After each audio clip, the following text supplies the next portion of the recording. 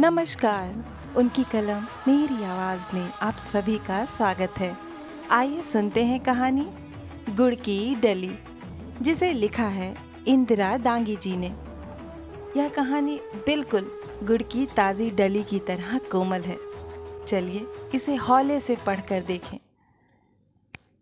10 बरस की पायल सहेलियों के साथ रस्सी कूद रही है। खपरेल गांव में तपते बुंदेलखंड की लाल माटी पर लू धूल के नन्हे भंवर बना रही है।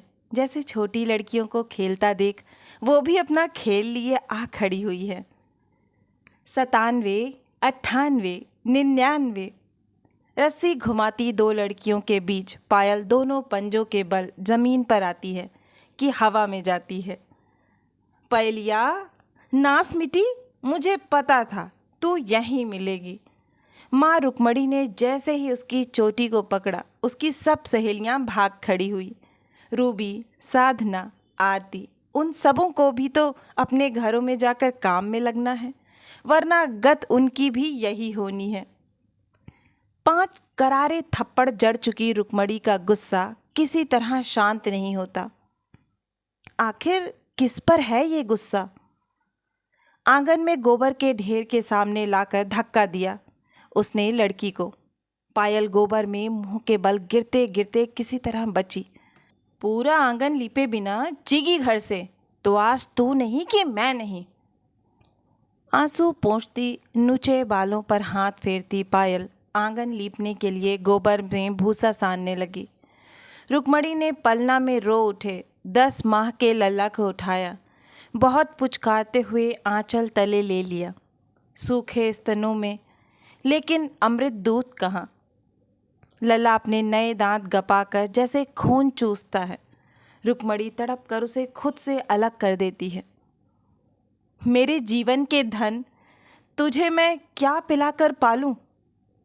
बेटे को लगातार रोता देख रुक्मणी हड़बड़ा कर उठी।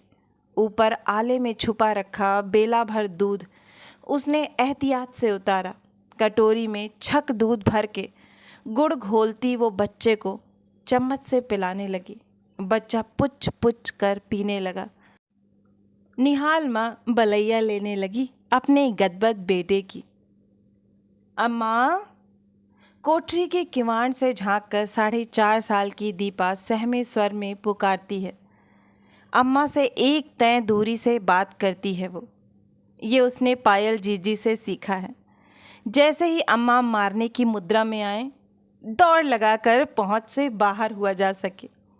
अम्मा हाथ में आए को भले पीट पाट लें अपनी हंडली पीली उंगलियों से, लेकिन वे 10-20 कदम भी दौड़ने में पिछड़कर हाँफने लग जाती हैं। सो वो जान गई हैं अपनी नन्ही बुद्धि में जीवन का ज्ञान। क्या है अम्मा? भूख लगी है। अभी तो खाई थी रोटी घंटा भर पहले। दीपा चुप है किसी गुनहगार की तरह, लेकिन उसकी रिरियाती दृष्टि में भूख साक्षात है। रुक्मणी सख्त चिढ़ती है इस नज़र से। मर, ले खा। दीपा दौड़कर चौके में आती है। बांस की डलिया में धोती के टुकड़े से ढकी रोटियों में से एक रोटी खींच लेती है। वहीं बैठकर खाने लगती है। मोटी रोटी को मुंह में भरकर बड़े कौर में निगलती दीपा बीच बीच में अम्मा के चेहरे को देखती जाती है। कहीं अम्मा मारने ना लगें। यहाँ से तो भाग भी नहीं सकती एकदम। पता नहीं निवाला अटका है कि माँ की शिकन भरी दृष्टि का असर है। रोटी खाती दीपा की आंखों में चुप चुप आंसू भर आए हैं। माँ के माथे पर शिकन सी 4.5 साल की दीपा। जा पानी पिया और थाली में तरकारी लेकर रोटी खा। माँ ने कुछ नर्म लेकिन उसी स्थायी दूरी भरी आवाज़ में कहा। दीपा पानी पीने को जलघरा की ओर दौड़ गई। लटाए बालों, मैली फ्रॉक और धूल भरे हाथ पैरों वाली दीपा जलघरा के मटके से पानी लेकर ओक बनाकर पी रही है। पायल आंगन लीप रही है। रुक्मणी दोनों बेटियों को देख एक गहरी सांस छोड़ती है। कम से कम बड़ी बेटी संध्या से तो निपटी वो। 4 महीने पहले ही उसे सम्मेलन से ब्याह दिया है। 15.5 साल की संध्या की उम्र 18 बरस लिखवाई सरकारी सम्मेलन वालों के कागजों में, तो सुबीते से बेटी के हाथ पीले हो भी गए। लल्ला के बापू का तो धेला खर्च नहीं हुआ पूरे ब्याह में। तब भी भले आदमी से ये भी ना बना कि उसे एक नई धोती दिलवा दी होती बेटी के ब्याह पर, और उसके मतलबी मायके वालों से भी इतना ना बना कि इस मैके पर तो कन्यादान लेने वाले जोड़े के लिए कपड़े भेजने की रस्म निभा देते। मारे ग्लानि के वो कुछ ना बोली। कभी फेरी वाली से छुपे पैसों की खरीदी 150 की साड़ी पहनकर ही वो कन्यादान में बैठी, जबकि लल्ला के बापू कोरे कुर्ता पैजामा पहने थे। वो याद करती है कितनी सारी चीज़ें मिली थी संध्या को सरकार और सेठों की तरफ से दान धर्म में। सिलाई मशीन, पलंग, अलमारी, प्रेस, साड़ी, चांदी की पायल, कुकर, रसोई के बर्तन और वो गैस चूल्हा। गैस चूल्हे की याद आते ही रुक्मणी का दिल कड़वाहट से भर उठा। विदाई बेला में उसने गैस चूल्हा उठाकर अपने गांव जाने वाले ट्रैक्टर की ट्रॉली में रखा ही था कि दुल्हन बनी 15.5 साल की संध्या ने घूंघट उठाकर भरी सभा में उसे टोक दिया था। ए अम्मा, हमारा गैस चूल्हा वापस करो। ससुराल पक्ष के बूढ़े गद्द हो उठे। दुल्हन ससुराल में वफादार रहेगी। रुक्मिणी पर घड़ों पानी पड़ गया था। इस नास मिट्टी को अपनी गरीबन माँ पर इतनी भी दया न आई कि मुफ्त में मिला गैस चूल्हा उसकी तरफ छोड़ दे। पाल पोस कर इसी दिन के लिए बड़ा किया था बेटी को। अब कभी ना बुलाएगी अपनी देहरी पर। मौर छठ गौ ना पच कभी एक धेला एक लत्ता ना भेजूंगी किसी मौके त्योहार पर, तब पता चलेगा मायके वाले की कीमत। बनी रहे ससुराल की देहरी की कुतिया। यूं इस घर में ऐसा कुछ कीमती है भी नहीं बेटी की ससुराल भेजने को।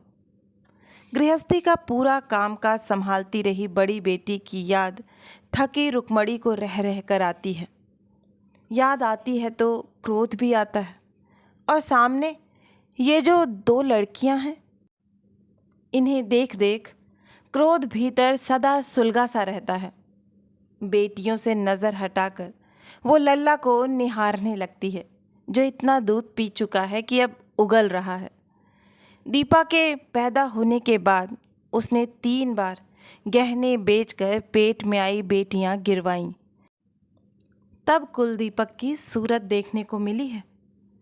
बकती हैं गांव वालियां, बका करें कि इस देहरी पर कुल 5 अजन्मी कन्याओं के वध हुए हैं। इस घर का पानी भी पीना पाप है। अम्मा, अब किवाड़ की ओट से पायल झांक रही है, उसी स्थायी दूरी के साथ, दौड़कर भाग सकने लायक।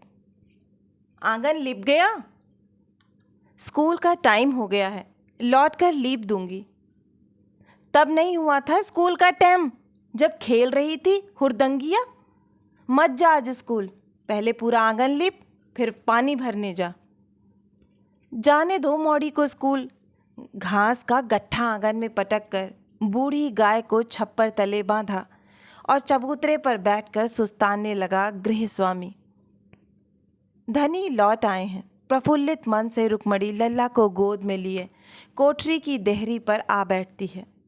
आज तो ये बड़े सवेरे ही गाय लेकर निकल गए थे। गाय चर भी आई है और इतनी घास भी ले आए हैं कि आज के दोनों वक्त की सानी बच गई। रुक्मणी निहाल है। बेटा पैदा करने की अपनी काबिलियत पर उसे गर्व महसूस हुआ। लल्ला का मुंह जिस दिन से देखा है, नशे में बुथी धनी की आंखें खुल गई हैं, वरना तो पिछले 10 सालों से नशा पत्ती जुए का वो जीवन जिया कि बस 20 बीघा जमीन बिक बिक कर अब 7 बीघा भर बची है। पानी भरने तुम काय नहीं जाओगी आज? मेहंदी रची है पैरों में? बीड़ी सुलगाते हुए राम प्रकाश ने कहा। रुक्मणी ने चुप रहना ठीक समझा। क्या पता मुंह से कोई तेज बात निकल गई तो 2-4 थप्पड़ तो यूं ही पड़ जाने हैं। इस बीड़ी में साली कुछ मज़ा नहीं। जा चीलम भर के ला। रुक्मणी झटपट चीलम भर कर देती है। मुझे खेत जाना है, फिर लल्ला को कौन देखेगा। डाल जाओ अपने सपूत को यहीं चबूतरे पर। पहले पानी भर लाओ, फिर खेत चली जाना। मौड़ा की फिक्र ना करना। आप नाहक परेशान होगे। और फिर इस मौड़ी को रोज ही स्कूल जाने का क्या चस्का है। घर के 4 कामों से जी चुराकर वहां लड़कों संग हुरदंग मचाने के सिवा करती क्या होगी बदमाशिन।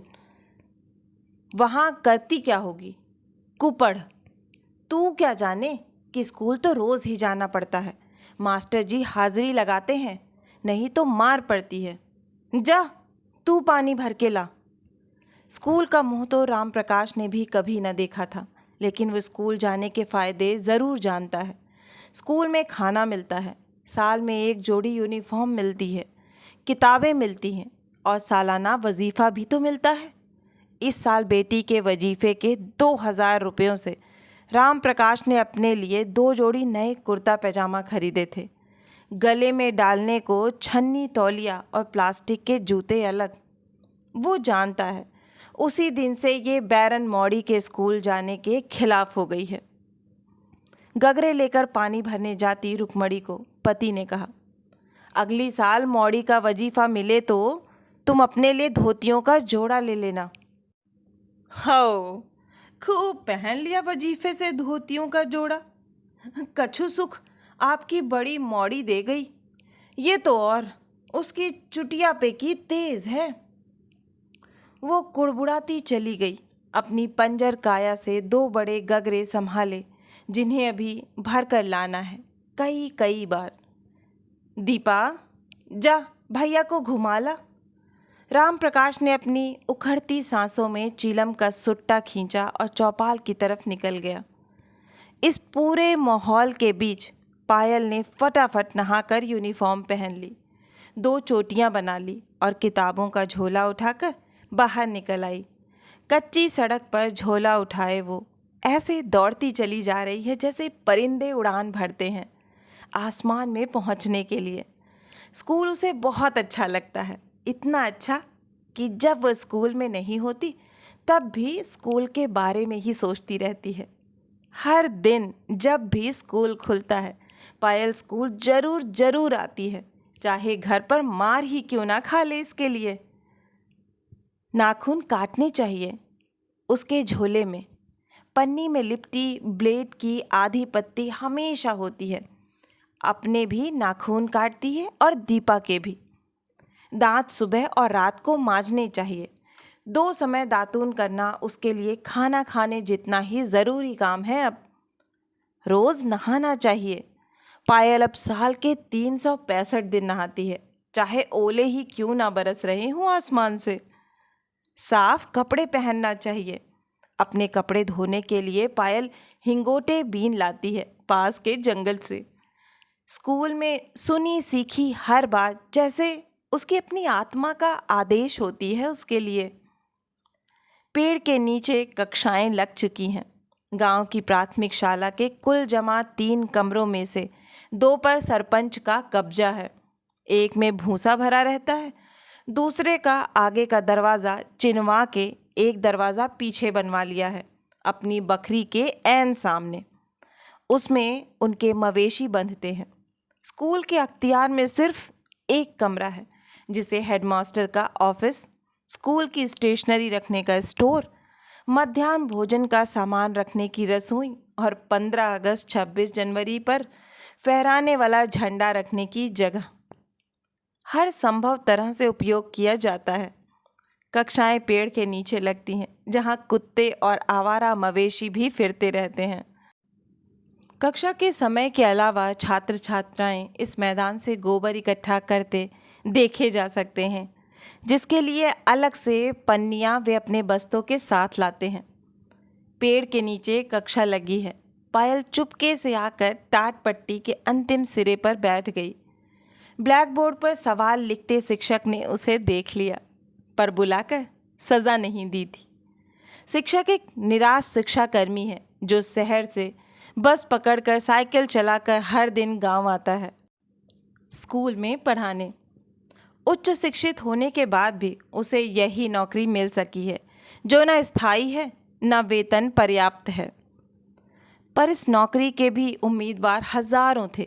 यहाँ तो सरकारी चपरासी की नौकरी के लिए भी पीएचडी होल्डर से लेकर एमबीए तक मिल जाते हैं। शिक्षक बिला नागा पढ़ाने आता है। ब्लैक बोर्ड पर सवाल लिखा जा चुका है। बच्चे अपनी कॉपियों पर सवाल हल कर उठे हैं। वो वहाँ, हाँ, सबसे पीछे क्या कर रही है? शिक्षक को अब अपनी इस छात्रा पर गुस्सा आया। एक तो देर से आई है, फिर धूल में खेल रही है। पूरी कक्षा सवाल हल करने में व्यस्त है। सर हरी संटी हाथ में लिए चुपचाप टहलते हुए पीछे तक आए हैं। ये क्या? सवाल का रफ कार्य पायल एक सीख से धूल पर लिखकर कर रही है। कागज और पेन पेंसिल उसके लिए कितने दुर्लभ हैं सर जानते हैं। उन्होंने अक्सर ही उसे रेस्ट टाइम में स्कूल परिसर में कागज के गिरे टुकड़े बीनते देखा है।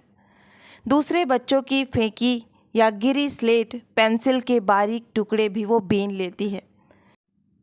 स्लेट पर ही वो हमेशा रफ कार्य करती है कक्षा में। आज शायद वो भी नहीं है इसके पास। सर को संटी लिए सामने घूरते देख पायल चुपचाप खड़ी हो गई। पूरी कक्षा उसकी ओर देखने लगी। अपनी गरीबी का उसे बखूबी एहसास है। उसका सिर झुक गया है। जवाब तो एकदम सही है। सर ने हरी संटी से धूल पर हल सवाल के नीचे राइट का निशान बना दिया। शाबाश, ये लो तुम्हारा इनाम। जेब के दोनों पेन निकालकर सर ने उसकी ओर बढ़ा दिए। मुख्य परीक्षाएं सिर पर हैं। पायल जब देखो तब पढ़ती ही रहती है। पढ़ती नहीं जब, तब भी मन ही मन पढ़ती रहती है। घर के तमाम काम उसके हाथों बिगड़ते हैं और वो अम्मा से कभी गाली कभी मार खाती ही रहती है। लेकिन पढ़ाई में उसका ध्यान अटल है। उसके भीतरी अंधेरों में जैसे कोई ज्योति जगमगा रही है। अंधेरा ज्योति पर एकाग्र, ज्योति अंधेरे पर एकाग्र। पढ़ाई के लिए पायल, पायल के लिए पढ़ाई। आंगन में लालटेन जल रही है। झटपट खाना खाकर पायल फिर लालटेन के पास आ बैठी है और किताब कॉपियाँ खोल ली। सब काम निपटाकर सीढ़ियाँ चढ़कर छत पर बने कच्चे कोठे में सोने जाने से पहले अम्मा ने रुककर उससे पूछा, बर्तन मांज कर रख दिए पायल? कल परीक्षा है, किताब से बिना सिर उठाए उसने जवाब दिया। लड़की की मुंहजोरी रुक्मणी को असहनीय है, पर समय को देख वो खून का घूंट पीकर रह गई। कोटे में जाते वो अभी हाल ही तो कहकर गए हैं कि जल्दी आना। लल्ला को भी उन्होंने सुला दिया होगा। अब अगर ऐसे समय में इसे पीटेगी तो इस कलमुही की चीख पुकार से कहीं वे नाराज न हो जाएं। पड़ोसी सुनेंगे तो फिर बुराइयां होंगी उसकी कल कुएं पर। दांत मिसमिसाती रुक्मणी हाथ में रस्सी का माजन लिए राख से बर्तन घिसने बैठ गई। पढ़ के बन जा तू कलेक्टरनी। देखना अम्मा, कलेक्टरनी ही बनूंगी। मुंह की बात छीनती है छिनाल। लड़की जात को ऐसी मुंहजोरी शोभा नहीं देती। लिख ले आज, मेरी बात अगर झूठी पड़ जाए तो तेरा धनी जूते मारेगा तुझ में, जूते। अम्मा, तुम पति को धनी क्यों कहती हो? धनी तो जानवर के मालिक को कहते हैं ना। बेटी के सवाल पर अवाक रह गई रुक्मणी। सूझा ही नहीं क्या जवाब दे। वो जल्दी जल्दी बर्तन धोकर ऊपर कोठे में जाना चाहती है, कहीं वे सो न जाएं।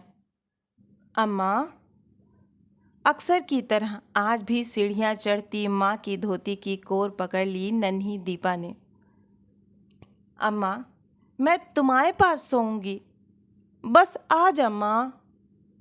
माँ ने देखी उसके स्वर की ही नहीं आंखों की भी कातर याचना। ऊपर से पति के खांसने का स्वर सुनाई दे रहा है। ये अंतिम संकेत है। रुक्मणी ने नन्ही मुट्ठी की पकड़ से अपनी धोती का किनारा झटक लिया और किसी पुर्जे की तरह सीढ़ियां चढ़ती चली गई। जीजी, कोठरी में चलो, अकेले डर लगता है। तू यहीं ले आ अपनी कथरी, यहीं सो जा। किताब से नज़र नहीं हटी उसकी। दीपा अपनी कथरी और तकिया घसीटती ले आई आंगन में। जीजी, अब क्या है? नींद नहीं आती तो पढ़ ले। स्लेट पर वर्णमाला लिखने को दे दी 10 साल की गुरु बहन ने 4.5 साल की शिष्या बहन को। कुछ देर लिखती, कुछ देर चित्र बनाती दीपा जीजी की गोद में सिर रखकर सो गई। पायल अपनी पढ़ाई करती, उसे थपकी देती जाती है। बहन नहीं, आधी माँ है वो उसकी। रात शायद आधी पार हो ढल रही है। आसमान का अनंत अंधकार देख रहा है। एक गांव के एक आंगन में रोशनी है। दीप शिखा सी झिलमिल एक लड़की पढ़ रही है। रुक्मणी लल्ला की मालिश कर चुक कर उठी है, अब उसके लिए दूध बनाने। स्कूल से लौटी पायल को आंगन में पैर रखते देखी उसने कोठरी से चिल्ला कर कहा, जा गाय को चरा ला और हैंडपंप पे पानी पिलाती ले जाना याद से। अम्मा, पायल ने आज आंगन में ही खड़े होकर कोठरी के किवाड़ से झांक कर बात नहीं की है। डर की स्थायी दूरी को तय करती वो भीतर आकर खड़ी हो गई है, अम्मा के ठीक सामने। क्या है? ट्यूशन पढ़ाने का काम मिल गया है, वहीं तुरंत स्कूल के बाद पीछे सरपंच जी के घर 1 घंटा ट्यूशन पढ़ाना है उनके नाती को। हैं? तुझे कैसे? मेरा 5वीं का रिजल्ट खुल गया है, पूरे स्कूल में प्रथम आई हूँ। रुक्मणी की हथेली पर गुड़ की डली है और वो सोच रही है, क्या इसे बेटी को दे? आशा है कि यह हृदय स्पर्शी कहानी आपको बहुत ही पसंद आई होगी। अगर कहानी पसंद आई है तो मुझे प्रोत्साहित करने के लिए एक लाइक करें, अपनों के साथ ज़्यादा से ज़्यादा शेयर करें। नीचे कमेंट बॉक्स में कमेंट करके बताएं कि आपको कहानी कैसी लगी। और अगर आप इस परिवार का हिस्सा बनना चाहते हैं तो इस चैनल को सब्सक्राइब करें और बेल आइकन को ज़रूर दबाएं, जिससे आगे आने वाली हर कहानियाँ आपको समय पर मिलती रहें। आप सभी का कहानी सुनने के लिए बहुत बहुत धन्यवाद।